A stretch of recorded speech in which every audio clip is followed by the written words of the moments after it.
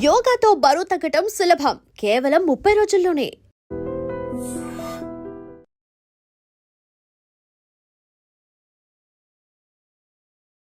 నమస్తే, welcome to I dream inside politics with Kavitha. మనతో పాటుగా ఉన్నారు పొలిటికల్ అనలిస్ట్ ప్రకాష్ గారు. నమస్కారం. సో గతంలో మనం మాట్లాడుకున్నాం, తీన్మార్ మల్లన్న గురించి మాట్లాడుకున్నాం, బీసీలకు సంబంధించి రాబోతున్నటువంటి ప్రత్యేక పార్టీ. ఈ రెండింటిని లింక్ చేయొచ్చు అంటారా? యా తప్పకుండా. ఎందుకంటే ఇప్పుడు చాలా అగ్రెసివ్గా ముందుకు వస్తున్నాడు మల్లన్న. ఆయన ఒకవేళ కాంగ్రెస్లోనే కొనసాగాలనుకొని ఉంటే దానికి ఎక్స్ప్లెనేషన్ ఇచ్చేవాడు. బట్ ఆయన మొండిగా వ్యవహరించాడు ఆ విషయంలో.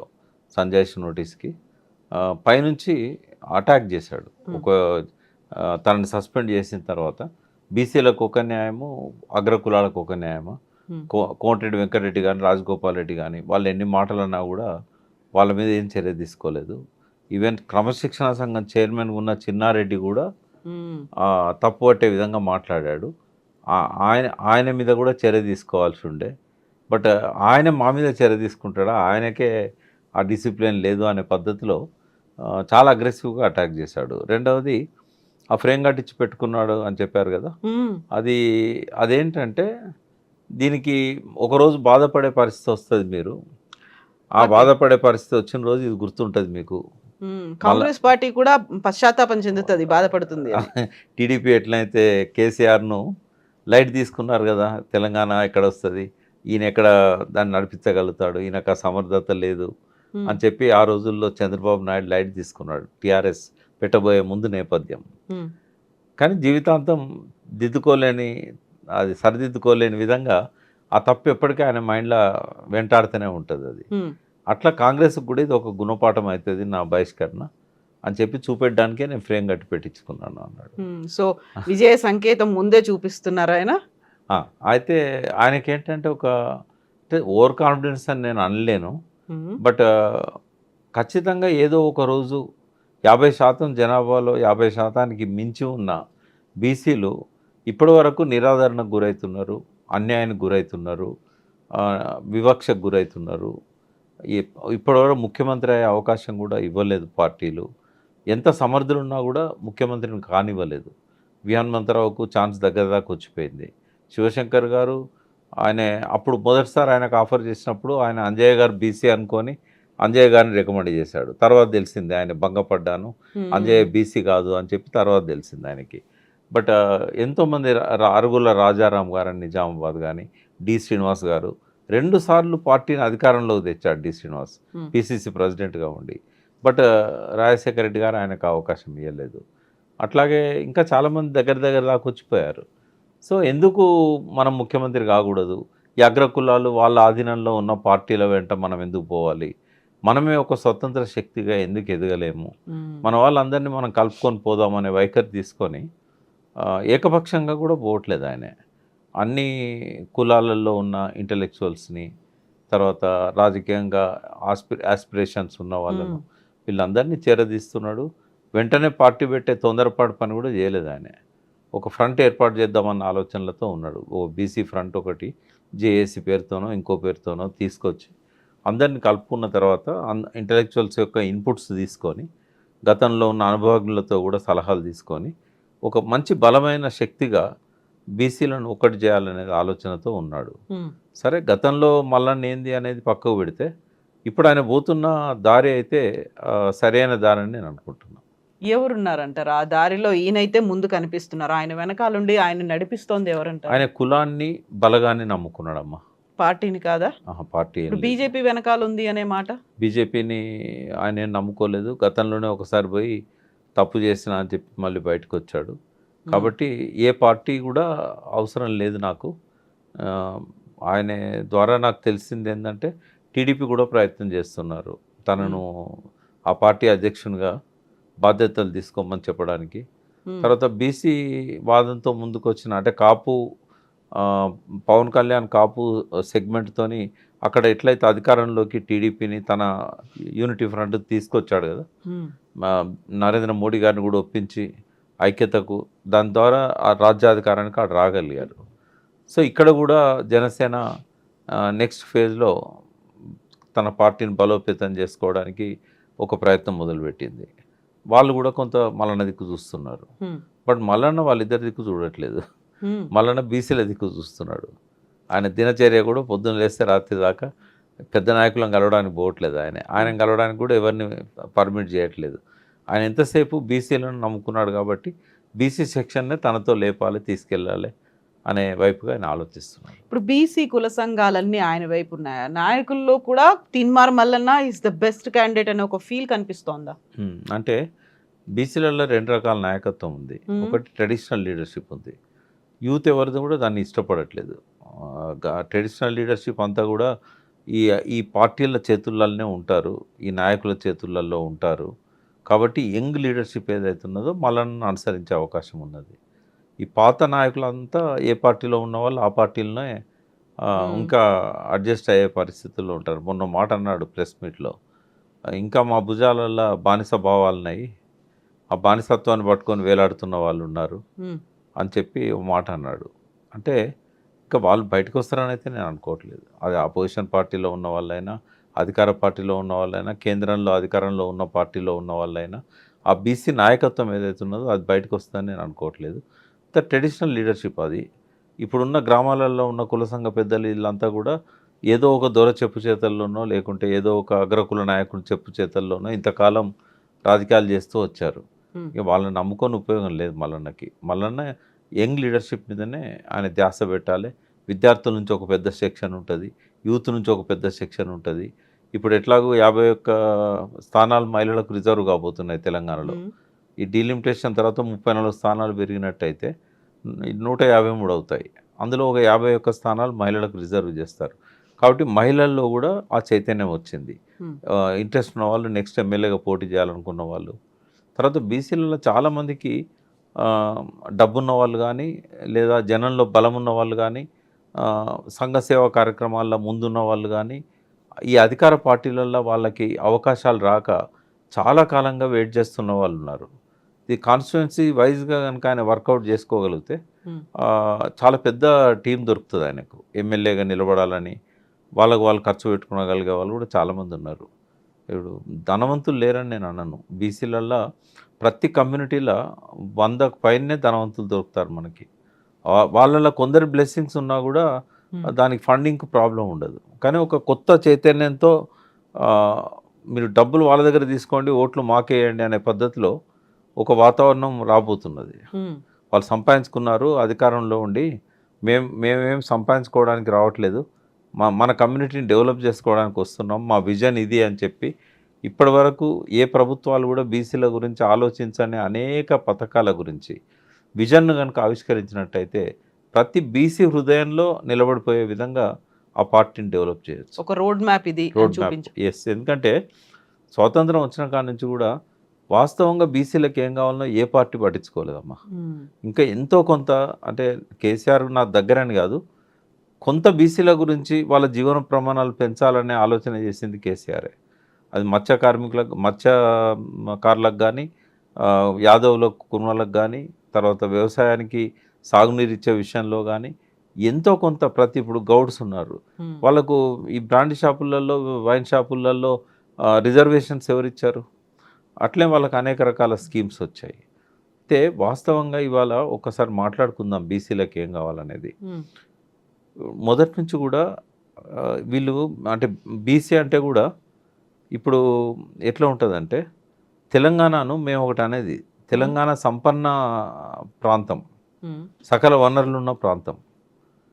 ఇది వెనకబడ్డ ప్రాంతం కాదు, వెనక్కి నెట్టేయబడ్డ ప్రాంతము అని. ఎవరు నెట్టేశారని? సమైక్య రాష్ట్రంలో కోస్తాంధ్రులు, సీమాంధ్రులు. అంటే అప్పటి నుంచే దుర్దశ మొదలైంది అని కదా.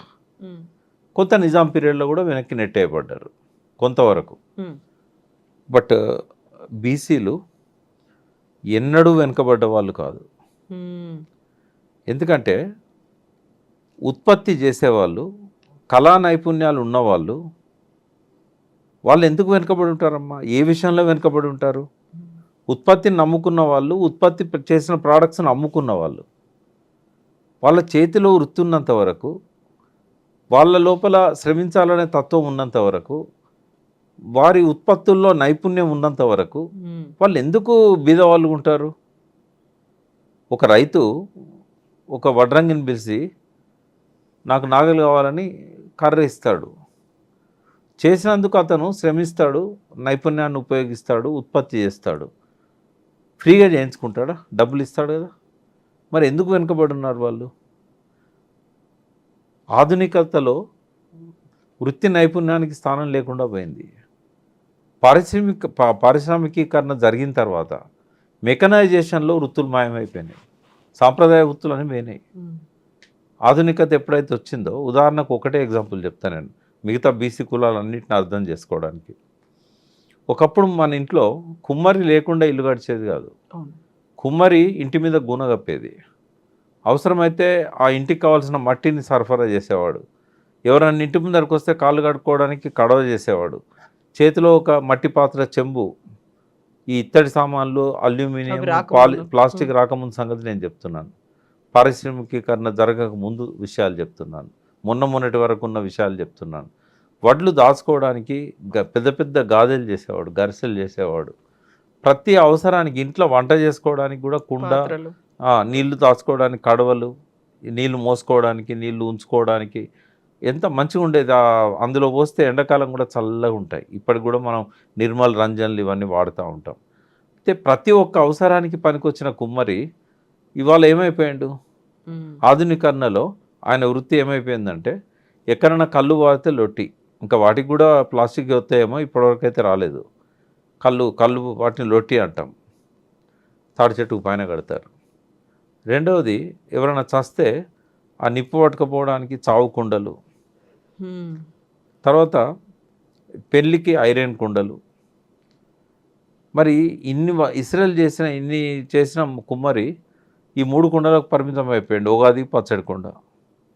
ఇంకా ఎట్లా బతుకుతాడు ఆయన? ఆయన ఏమైపోయాడు? ఆ వృత్తిని వదిలిపెట్టేసి అడ్డం మీద కూలిగా మారిపోయాడు. ఒకవేళ ఈ వస్తువుల తయారీలో, ఆధునీకరణ వల్ల వచ్చిన వస్తువుల తయారీలో అతన్నే ఆ నైపుణ్యాన్ని పెంచి ఇన్వాల్వ్ చేయగలిగి అతనికే ఆ పెట్టుబడి ఇచ్చినట్టయితే ప్రభుత్వాలు, ఎందుకంటే మారుతున్న క్రమంలో ఆ వృత్తులను కూడా ఆధునీకరించాలి కదా, ఆ వృత్తికారులకు కూడా శిక్షణ ఇవ్వాలి కదా. చాలాసార్లు కేసీఆర్ గారిని విమర్శించారు. ఈ గొల్ల కుర్మలలో మా తల్లిదండ్రులు గొర్రెలు కాస్తున్నారు, మేము కూడా గొర్రెలు కాయనా, మీ గొర్రెల స్కీమ్ పెడుతున్నావు కదా, మేము కూడా గొర్రెలు కాయనా, మాకు ఉద్యోగాలు ఇవ్వండి, గొర్రెలు కాదు అని చెప్పి అన్నారు. అక్కడ జరిగిన లోపం ఏంటంటే, సరే ఇంకా గొర్రెలు కాసే వాళ్ళు ఉన్నారు కాబట్టి దాన్ని ఏం అడ్డుకోవాల్సిన అవసరం లేదు. బట్ ఆ గొర్రెలు మేపిన వారి కుమారులు, కుమార్తెలు వాళ్ళంతా కూడా డిగ్రీలు చేసిన వాళ్ళు ఉన్నారు కదా, వీళ్ళని మళ్ళీ గొర్రెలు కాయమంటే కాయరు కదా. కానీ గొర్రెల సంఖ్య పెంచుకోవడానికి వీళ్ళ పేరు మీద దరఖాస్తులు పెట్టారు వాళ్ళు. 25% కడితే 75% గవర్నమెంట్ ఇస్తుంది కాబట్టి. బట్ మాంసము ఆధునీకరణ లోపల ఎన్ని రకాలుగా దాన్ని బై ప్రోడక్ట్స్ తయారు చేయవచ్చు. గొర్రె తోలు దగ్గర నుంచి ఫస్ట్ బూరు, ఆ బూరు ద్వారా చేయగలిగే ఉన్ని ప్రోడక్ట్స్, తర్వాత మాంసము. ఆ మాంసం ఇప్పుడు అల్కబీర్ అని ఒకటి ఉంది ఇక్కడ రుద్రారం దగ్గర. అల్కబీర్లోకి ఒకసారి పశువు పోయినట్టయితే ఇంకా ఏది బయటికి రాదు.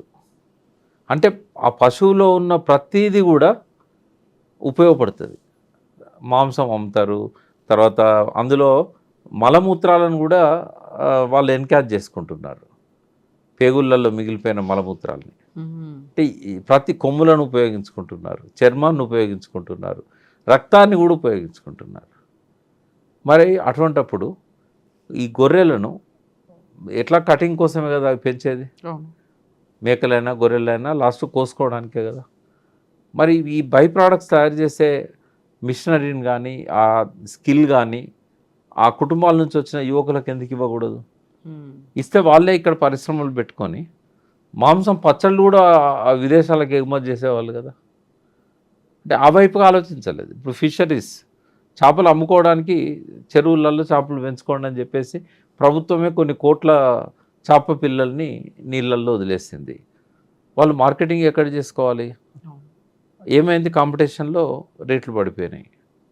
అంతకుముందు చేపల ధర సగానికి వచ్చింది. ఇప్పుడు ఎక్కడ చూసినా చేపలు అమ్ముతున్నారు వాస్తవమే. బట్ వాళ్ళ ఆదాయము ఇంకొక రకంగా పెంచుకోవడానికి అవకాశం ఇవ్వలేదు.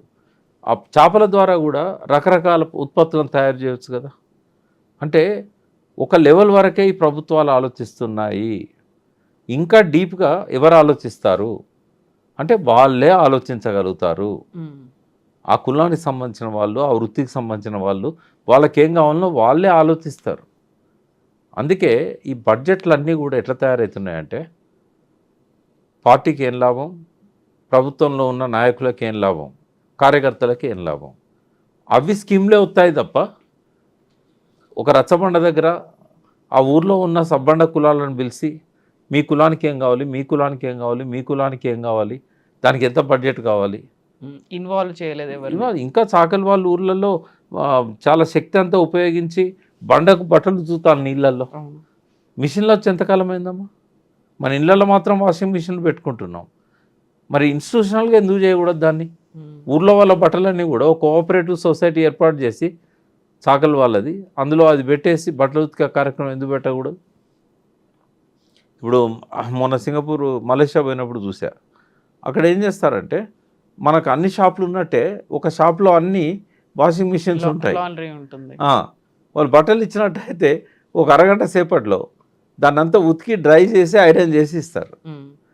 ఇట్లాంటివి ఎందుకు పెట్టేయకూడదు చాకలి వాళ్ళతో? ఇప్పుడు ఎక్కడెక్కడ నుంచో మంగళ షాపులు ఈ లండన్ నుంచి ఇంకొక నుంచి వచ్చి ఇక్కడ సెలూన్స్ పెడుతున్నారు, కార్పొరేట్ అయిపోయింది. మరి ఇక్కడ ఉన్న మంగళ పిల్లలు డిగ్రీ చదివిన వాళ్ళు, పీజీ చదివిన వాళ్ళు వాళ్ళ దగ్గర పోయి కూలికి పనిచేస్తున్నారు, జీతానికి పనిచేస్తున్నారు. వాళ్ళకి ఎందుకు ఇవ్వకూడదు? అట్లాంటివి పెట్టుకోవడానికి అవకాశం ఎందుకు ఇవ్వకూడదు? కేవలం కరెంటు ఫ్రీ అని చెప్పారు, లేదా ఇన్ని యూనిట్ల వరకు ఫ్రీ అని చెప్పారు, కొంత నామినల్గా కొంత లోన్లు ఇచ్చారు. ఇది కాదు కదా. బీసీలకు ఏం కావాలనేది స్వాతంత్రం వచ్చిన తర్వాత ఎవరు ఆలోచించారు? వాళ్ళ స్కిల్ డెవలప్ చేయడానికి కానీ ఇట్లాంటి వాటికి. ఇవన్నీ కూడా తీన్మార్ మల్లన్న ఆలోచించి అవన్నీ ఇంక్లూడ్ చేసి ముందుకెళ్తాడు. మేమంతా ఉన్నాం కదా, మేమంతా ఉండమా? ఒకవేళ తీర్మాన్ మల్లన్నే కనుక రాజకీయ శక్తిగా ఎదగగలిగితే ఇవన్నీ చేయాలని దానివల్ల వచ్చే బెనిఫిట్స్ ఏంటి? ఆయనకు కూడా మంచి అద్భుతమైన ఆలోచనలు ఉన్నాయి. బయటికి కనబడే మల్లన్న వేరు, ఇంటర్నల్గా మల్లన్న వేరు. ఇప్పుడు కేసీఆర్ గారు భాష రాకనా పరుష పదాలు వాడింది? రేవంత్ రెడ్డి భాష రాకనా? వాళ్ళకు కొన్ని లక్ష్యాలు ఉంటాయి. కావాలని ఆచితూచి ఆ భాష కావాలని మాట్లాడతారు, అలవోకగా రాదు. మల్లన్న కూడా అంతే, తనంతాను ఎలివేట్ చేసుకోవడానికి, సెన్సిటైజ్ చేయడానికి ఇట్లాంటి విషయాలలో ఆయన ఆ భాష వాడి ఉండొచ్చు. బట్ అది చూసి మల్లన్న గింతే అని అనుకుంటే తప్పు. ఆయనకు అద్భుతమైన ఆలోచనలు ఉన్నాయి బీసీలను ఎట్లా డెవలప్ చేయాలనే విషయంలో. కానీ ఇంకోటి, తనకు తెలిసితే వేదం అనుకునే వ్యక్తి కాదు ఆయన, అందరినీ కన్సల్ట్ చేస్తున్నాడు. డెఫినెట్గా ఆయన ఒక సమిష్టి నాయకత్వంతోనే ముందు పోతారని నేను అనుకుంటున్నాను. ఒక వ్యక్తిగా కాకుండా ఒక సమిష్టి శక్తిగా ఎదగాలి. అట్లయితేనే బీసీ పార్టీ నిలబడుతుంది. మళ్ళీ వ్యక్తి డామినేషన్తో ఉంటే మాత్రం అది నిలబడదు. Please subscribe to iDream. Please subscribe to iDream. Please subscribe iDream. And please subscribe to iDream. For more videos, subscribe to iDream. Please like, share and subscribe to the channel. Congratulations, iDream. Subscribe to iDream. Subscribe to iDream. So subscribe to iDream Media. iDream ki iDream team andarki huge congratulations. Please subscribe iDream Media. Please subscribe to iDream. Subscribe iDream. Please subscribe to iDream. iDream అంటే నా కళల ఛానల్ను subscribe చేసుకున్న నోరు తిరుగుతలేదు, మీరైతే గంట గుర్తు కొట్టండి. For more such videos, please subscribe to iDream. Subscribe to iDream. Please subscribe to iDream. Please subscribe iDream Media. Please do subscribe to iDream. Please subscribe to iDream Media. For best entertainment and information, please subscribe iDream. And don't forget to subscribe to iDream.